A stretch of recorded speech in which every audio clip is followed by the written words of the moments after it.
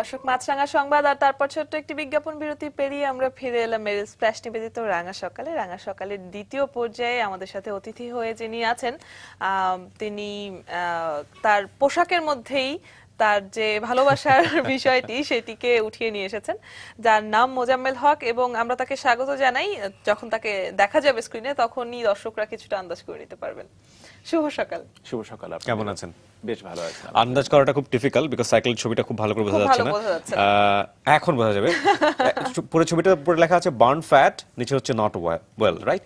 So fat in a sense মানে আমার শরীরের ফ্যাটটা, অবশ্যই অবশ্যই। Are well in a sense যখন আমি সাইকেলটা চালাচ্ছি তখন আমার পেট্রোল খরচ হচ্ছে না। পেট্রোল খরচ হচ্ছে না, ফসিল ফুয়েল আমরা ব্যবহার করছি না। চমৎকার চমৎকার। আমরা আপনার ছোটবেলাতে কি আগে যাব নাকি আগে জানিয়ে দেব কোনটা ভালো হয়? আমরা একটু গল্প করে নিতেই পারি। অবশ্যই। তাহলে ছোটবেলা থেকে শুরু করি। ছোটবেলাতে কি সাইকেলটা নিয়ে শুরু হয়েছিল নাকি আরো পরে?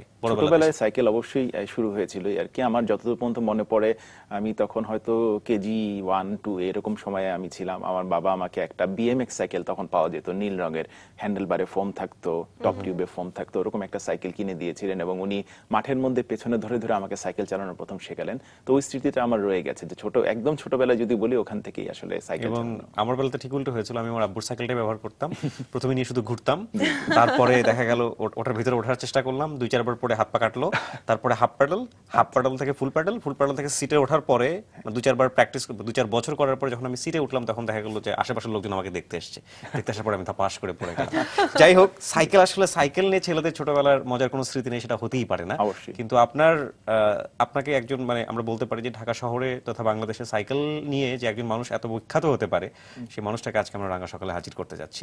অদিতি, এবার মনে হয় এবার একটু বলা উচিত। অবশ্যই অবশ্যই। আমাদের সাথে যিনি অতিথি হয়ে রয়েছেন এবং পুরো এই দ্বিতীয় ঘন্টাটি জুড়ে থাকবেন, তিনি হচ্ছেন মোজাম্মেল হক, যার হাত ধরে পৃথিবীর বুকে সাইকেলের শহর হিসেবে প্রতিষ্ঠিত হয়ে উঠছে ঢাকা। সাইক্লিংকে একটি আনন্দদায়ক কর্মকাণ্ড হিসেবে জনপ্রিয় করার উদ্দেশ্যে 2011 সালে তিনি গড়ে তোলেন বিডি সাইক্লিস্ট গ্রুপ।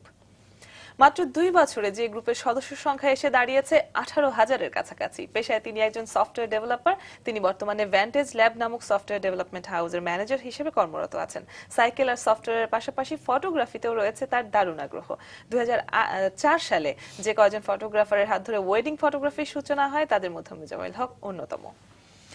অনেক কিছু সূচনা তিনি করলেন এবং আমাদের দ্বিতীয় ঘন্টাটি সূচনাও আমরা করি তার গল্প দিয়ে, জীবনের গল্পগুলো দিয়ে। সাইকেল প্রসঙ্গে আমরা অবশ্যই আসব, যেহেতু আপনার পরিচয়ের সাথেই সাইকেল জড়িয়ে আছে।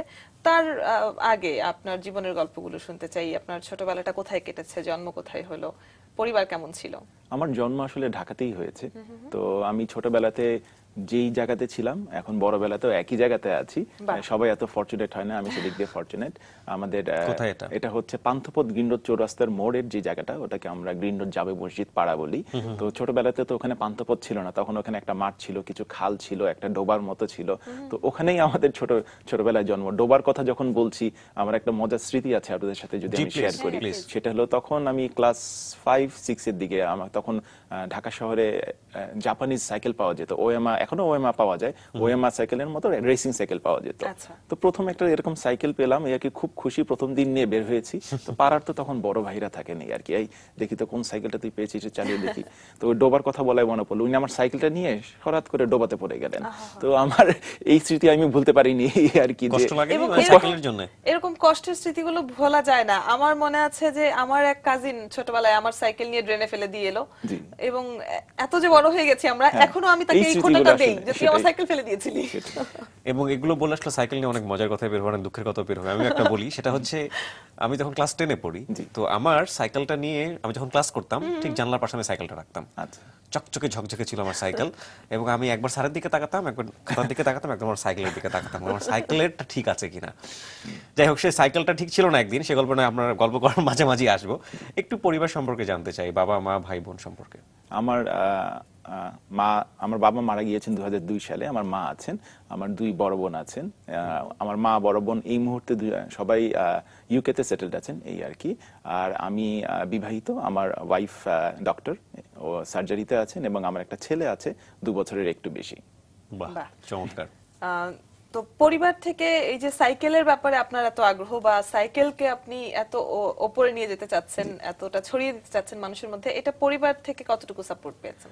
আমি বলবো যে আমি এদিক থেকে খুবই লাকি।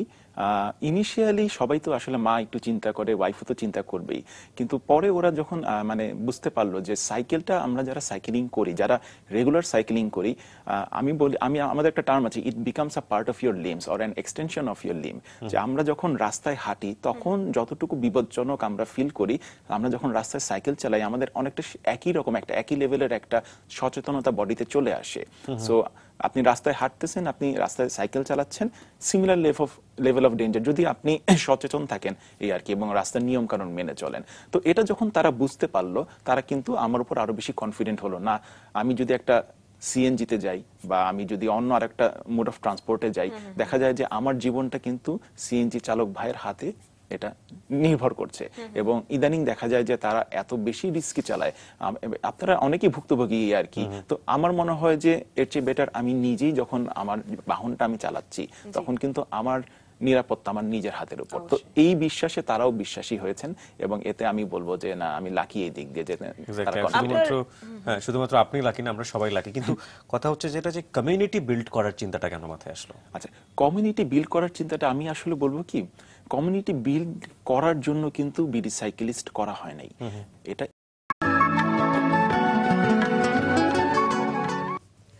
দর্শক, আবারও স্বাগত মেল স্প্ল্যাশ নিবেদিত রাঙা সকালে। আমাদের সাথে দ্বিতীয় পর্যায়ে অতিথি হয়ে আছেন বিডি সাইক্লিস্টের প্রতিষ্ঠাতা মোজাম্মেল হক। আমরা সাইকেলের ব্যাপারে জানছি এবং সাইকেলকে ঘিরে আপনার স্বপ্ন, আপনার এগিয়ে চলা। সাইকেল মানে এই যে বিডি সাইক্লিস্ট, এই যে একটা দল প্রতিষ্ঠা করা, এটা নিয়ে একটা গল্প আছে যেটা আমরা একটু জানছিলাম এবং আরো নিশ্চয়ই জানবো। আমাদের কাছে ছোট্ট একটি ভিডিও ক্লিপ আছে, সেটা একটু দেখে নিই। অবশ্যই।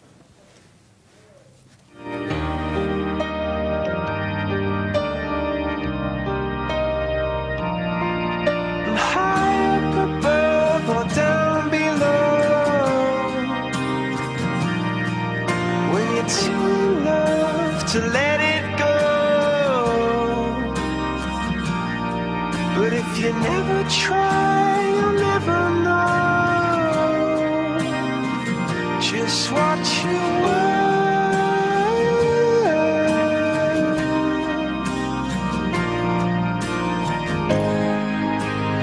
Lights will guide you home, and ignite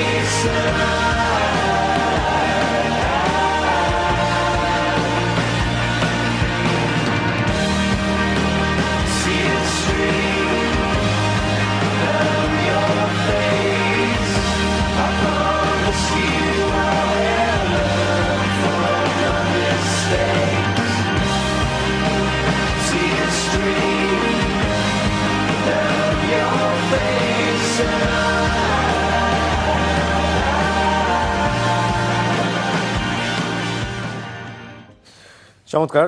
এটা থেকে মনে হচ্ছে আমার সেই পুরনো সাইকেলটাকে যদি আমি ফিরে পেতাম। অবশ্যই। না, ইনফ্যাক্ট একটা নতুন কিনেই ফেলতে হবে, যেভাবে শুরু হয়েছে ঢাকা শহরে, এবং নিঃসন্দেহে। নতুন বেশ ভালো ধরনের সাইকেল এখন আপনি যেটা বলছিলেন যে আপনি নেপাল থেকে ঘুরে আসার পর বুঝতে পারলেন যে রেগুলার যে সাইকেলগুলো আগে চালানো হতো সেগুলো দিয়ে আসলে হবে না প্রতিদিনের ব্যবহারের জন্য। কিন্তু একটা বড় সমস্যা হচ্ছে কি, মানে আমার যেটা মনে হয় যে রুটস একটা বড় সমস্যা। সব রোডে কি পারমিট করে? আমাদের এই পর্যন্ত আমরা কোন রোডে সমস্যা পাই নাই। দেখা যায় যে যদি হাইওয়ে রুলস এন্ড রেগুলেশনস যদি বলি, একদম ঢাকার বাইরে যে হাইওয়ে গুলো আছে ওগুলোতে অফিশিয়ালি পারমিটেড না, কিন্তু দর্শক, আমরা ফিরে এলাম মেরিল স্প্ল্যাশ নিবেদিত রাঙা সকালে। আমাদের সাথে রয়েছেন বিডি সাইক্লিস্টের প্রতিষ্ঠাতা মোজাম্মেল হক। আমরা নিউজে বেশ কিছু খেলার খবর দেখছিলাম এবং সাইকেল রেস বিশ্বব্যাপী একটা খুব জনপ্রিয় খেলা। অবশ্যই। তো বাংলাদেশে এর কি অবস্থা? বাংলাদেশে সাইকেল রেস কমিউনিটি লেভেলে অতটুকু এখনো পপুলার না, কিন্তু আমাদের ক্লাব থেকে আমরা চেষ্টা করে যাচ্ছি সাইকেল রেসটাকে পপুলার করে নিয়ে আসার জন্য। আমাদের দেশে ন্যাশনাল লেভেলে সাইকেলিং ইভেন্ট আছে, যেটা সাধারণত বছরে একবার করে হয়, যেটা আমাদের আগে রোড ইভেন্ট হতো, মেইন রাস্তায় হতো, এখন আস্তে আস্তে ওটা ছোট পরিসরে আস্তে আস্তে এখন দেখা যাচ্ছে শুধুমাত্র স্টেডিয়াম কেন্দ্রিক হয়ে গেছে, যেটা আসলে ওখান থেকে ওনারা বের হওয়ার চেষ্টা করছেন, বাংলাদেশ সাইকেল ফেডারেশন। ওনাদের সাথে এবার কিন্তু আমাদের ক্লাব থেকে আমরা পার্টিসিপেট করেছি বাংলাদেশ গেমসে, যেটা হলো বাংলাদেশ গেমসে একই সাথে ন্যাশনাল বাংলাদেশ সাইক্লিং ইভেন্ট এবং বাংলাদেশ গেমস একই সাথে পুরোটা হলো। তো এটা ভালো যে ওনাদের সাথে আমাদের কমিউনিটি লেভেলেও একটা যোগাযোগ হচ্ছে। বাট সাইকেল রেস বলতে আমরা বিডি সাইক্লিস্ট থেকে যেটা করেছি, আমাদের দুটো মেজর রেস আমরা আয়োজন করেছি, আমি একটু শেয়ার করতে চাই আপনাদের সাথে। সেটা হলো গত বছরের নভেম্বরে আমরা একটা রেস অর্গানাইজ করি। আমাদের সাথে পার্টনার হিসেবে ছিলেন ইফাদ এবং ইমপ্লিসিট মিডিয়া ছিলেন, যারা এজেন্সি ছিলেন কক্সবাজারে। এটা আপনার নভেম্বরে হয়। এখানে যে মেরিন ড্রাইভটা আছে, মেরিন ড্রাইভ ধরে আমরা 50 কিলোমিটার টেকনাফের দিকে যেয়ে আবার ফেরত আসা, টোটাল 100 কিলোমিটারের একটা রেস হয়েছিল কক্সবাজারে।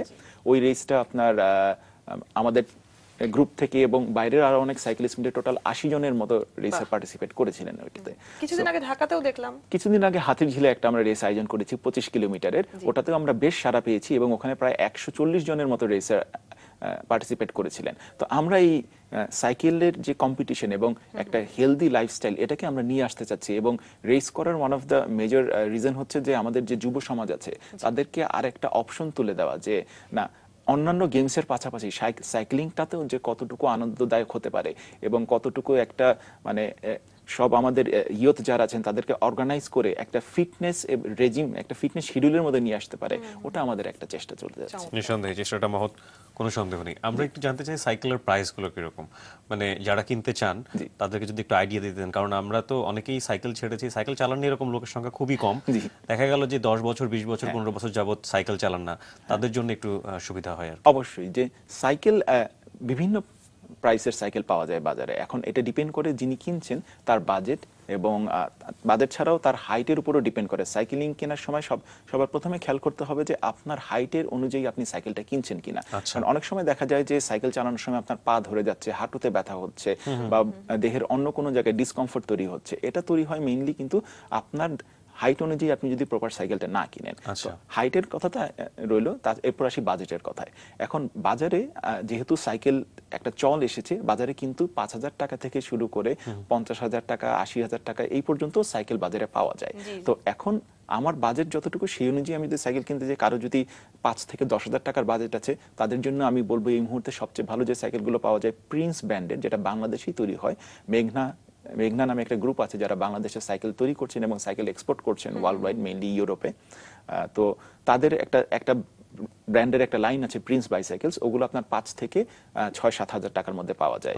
তারপর আরেকটু উপরের দিকে যদি যাই 8 থেকে 10 হাজার মধ্যে, এতে কিছু সাইকেল আছে, হিরো রেঞ্জার ম্যাক্স আছেন, বা কিছু চাইনিজ সাইকেল আছে, যে সাইকেলগুলো আমরা কিনতে পারি 8 থেকে 10 হাজার টাকার মধ্যে। তারপর এবং ফনিক্স আছে, যেটা আমরা বলি যে আমাদের বাপদাদারা চালিয়ে এসেছেন যে সাইকেলগুলো, অনেকটা রিক্সার মতো, ওগুলোও কিন্তু আপনার 7 থেকে 10 হাজার টাকার মধ্যে পাওয়া যায়, কমিউটার হিসেবে এগুলো ইউজ করতে পারেন।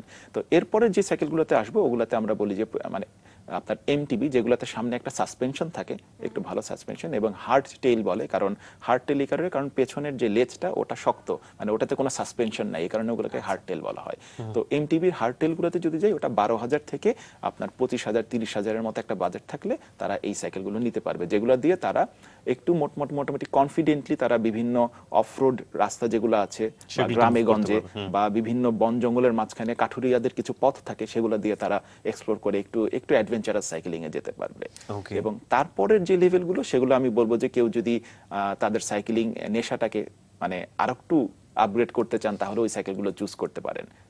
80,000 বা 50,000 মানে 30,000 অ্যাভাব যেগুলো, যে এর মধ্যে আপনার বেশ ভালো কোয়ালিটির কিছু রোড বাইক পাওয়া যায়। কারো যদি রেস করতে আগ্রহী হয়ে থাকেন এবং তারা যদি একটা প্রপার রেসিং রোড বাইক নিতে চান তাহলে আমি বলবো যে বাজারে 26,000 টাকা থেকে শুরু করে একটু উপরের দিকে বা ওই টাইপের একটা রোড বাইকে ইনভেস্ট করে নিজের বডির ফিটনেসটাও বাড়বে এবং সেই ক্ষেত্রে তারা আস্তে আস্তে আমাদের রেসগুলোতে পার্টিসিপেট করতে তারা বেশ উদ্বুদ্ধ হবেন।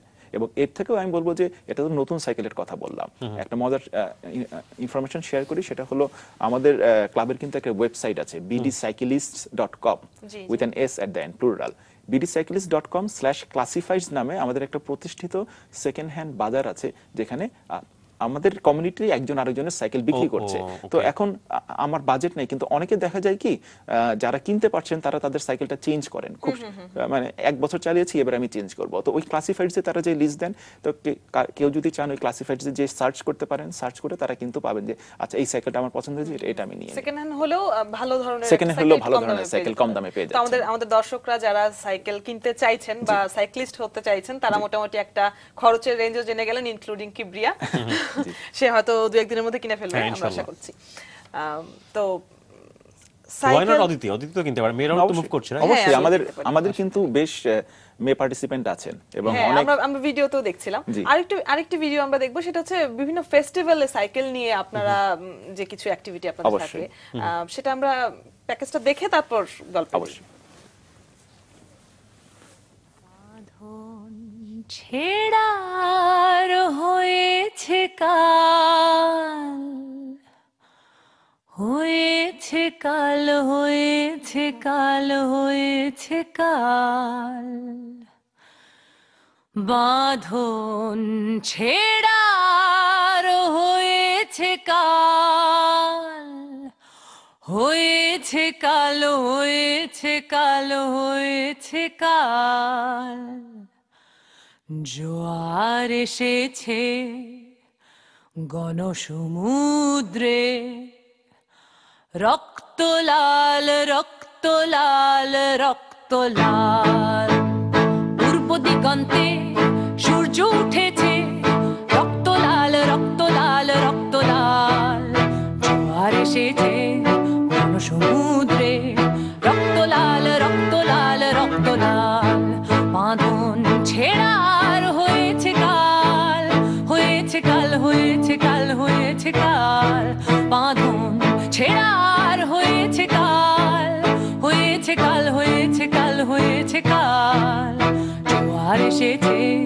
গণসমুদ্রে, রক্ত লাল, রক্ত লাল, রক্ত লাল, শোষণেরও দিনে শেষ হয়ে আসে, অত্যাচারীরা কাঁপে আছে ত্রাসে, শোষণেরও দিনে শেষ হয়ে আসে, অত্যাচারীরা কাঁপে আছে ত্রাসে, রক্তে আগুন প্রতিরোধ করে, রক্তে আগুন প্রতিরোধ করে, রক্তে আগুন প্রতিরোধ করে, রক্তে আগুন প্রতিরোধ করে, নয়া বাংলার নয়া সকাল, নয়া সকাল, নয়া সকাল, পূর্ব দিগন্তে সূর্য উঠেছে, রক্ত লাল, রক্ত লাল, রক্ত লাল, জোয়ার এসেছে গণসমুদ্রে, রক্ত লাল, রক্ত লাল, রক্ত লাল।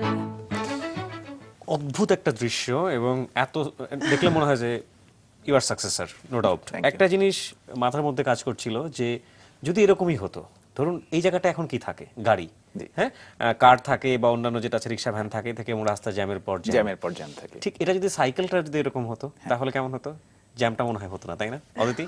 না, জ্যামটা হতো না এবং আমাদের পলিউশন ফ্রি একটা এনভায়রনমেন্ট আমরা পেতাম এবং শরীরের জন্য সেটা ভালো হতো, এবং পুরা নগরবাসীর জন্য সেটা ভালো হতো। এবং এই জিনিসটি আমরা প্রমোট করতে চাচ্ছি যে আমাদের কিন্তু একটা সময় ছিল যখন পেট্রোল ডিজেলে সব গাড়ি চলতো, তখন যেই লেভেল অফ পলিউশন ছিল, এখন আপনার টোটাল নাম্বার অফ কার্স এবং আদার ভেহিকেলস এর কারণে পলিউশনের লেভেল কিন্তু ওই মাত্রা ছাড়িয়ে গেছে। এটা কিন্তু পরিসংখ্যানে বের হয়েছে। তো জি, আমরা জি, ফিরবো, আমরা একটা ছোট্ট একটা বিরতি নেই। অবশ্যই। দর্শক, এই জন্যই আমরা বলে থাকি যে আমরা একটা পজিটিভ বাংলাদেশের স্বপ্ন দেখি, এবং রাঙা সকাল সবসময় বলে একটা পজিটিভ বাংলাদেশের কথা। আজকে যিনি এখানে আছেন, তার হাত ধরে যেটা প্রতিষ্ঠা হতে যাচ্ছে এবং অনেকখানি হয়েছে, সেটা যদি হয় তাহলে কত সুন্দর একটা ঢাকা সিটি আমরা পাবো আপনি চিন্তা করতে পারেন। আমরা বিলিভ করি যারা আজকে স্ক্রিনের সামনে আছেন তারা নিশ্চয়ই আজকের পরে আপনার দুই একটা সাইক্লিস্টের সংখ্যা অবশ্যই বাড়বে। আমরা ছোট্ট একটা বিরতি নিয়ে একটু পরেই ফিরে আসছি, আমাদের সাথেই থাকুন।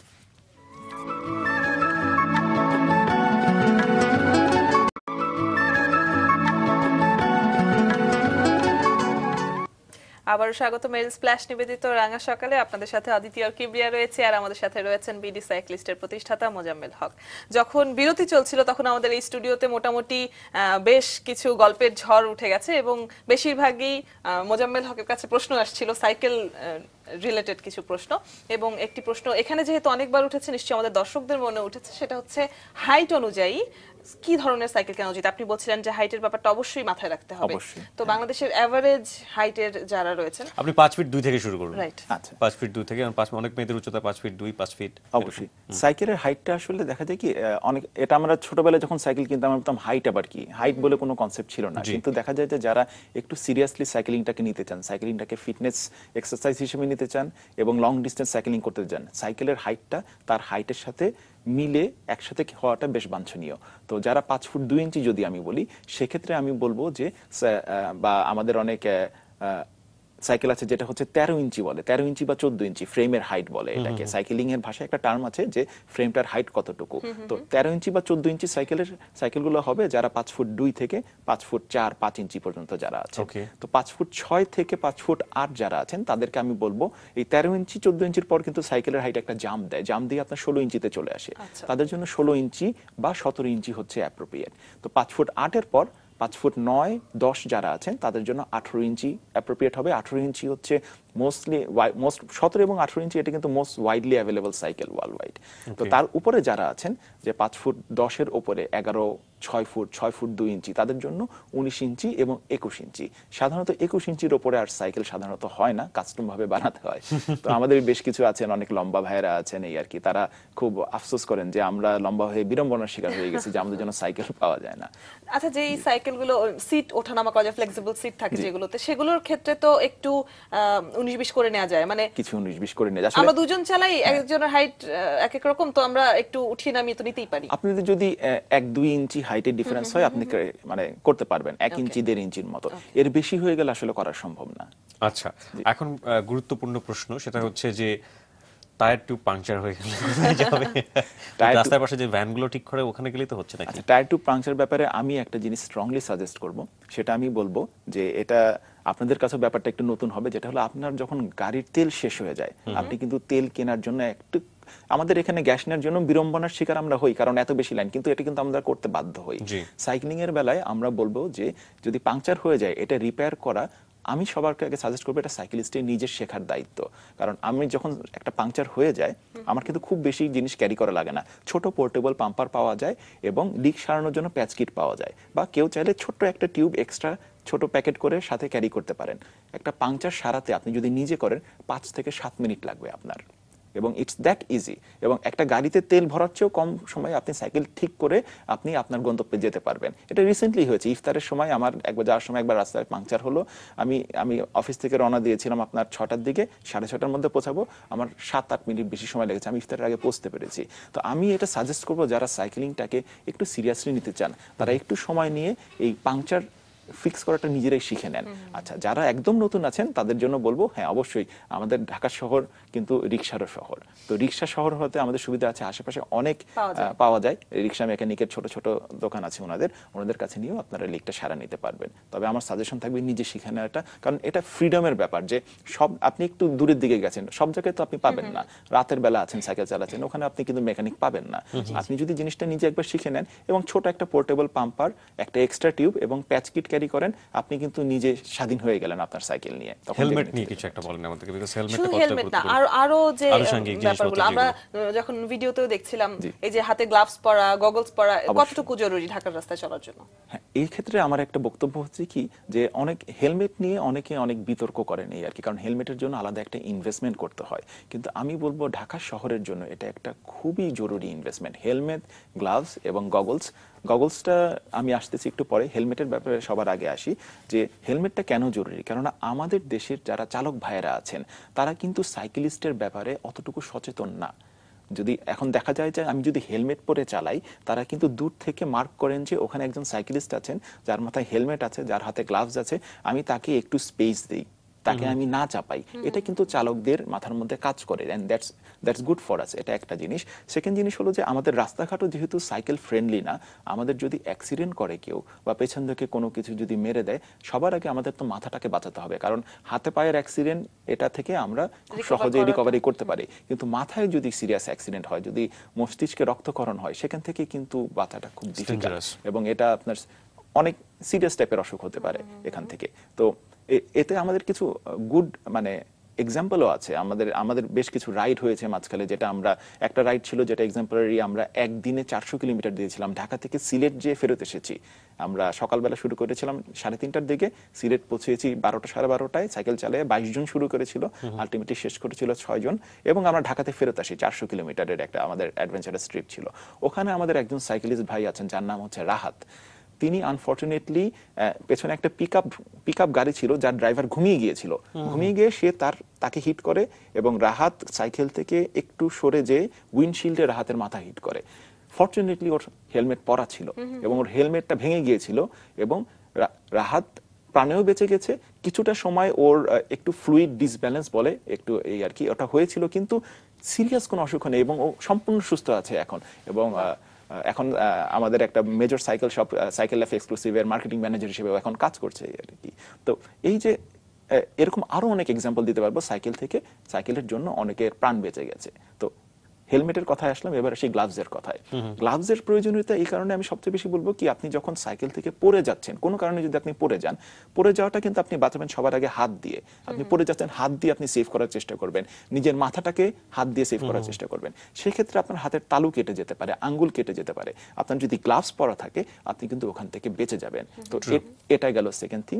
আর গগলসের বেলায় যেটা আসবো, যে আমাদের রাস্তায় কিন্তু ধুলাবালি প্রচুর, এবং এই ধুলাবালি কিন্তু আপনি যখন সাইকেল চালাবেন আপনার চোখে ঢুকবে, এবং চোখে ঢুকে বড় একটা ধুলার কণা যদি চোখে ঢুকে, আপনি সহজেই চোখ বন্ধ করে ফেলবেন, হুইচ ইজ রিস্কি।